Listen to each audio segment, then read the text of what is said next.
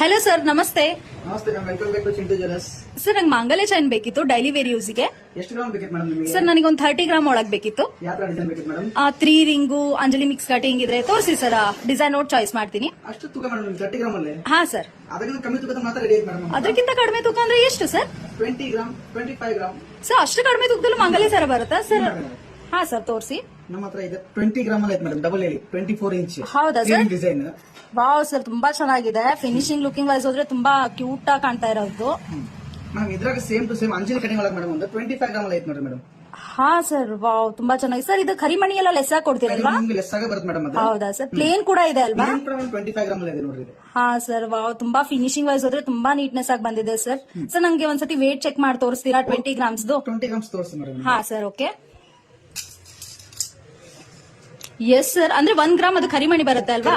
ಅಂದ್ರೆ total net weight 20 gram. Wow sir, ತುಂಬಾ ಚೆನ್ನಾಗಿದೆ ಸರ್. ನಾನು ಇದು ಪರ್ಚೇಸ್ ಮಾಡ್ತೀನಿ. Okay ma'am.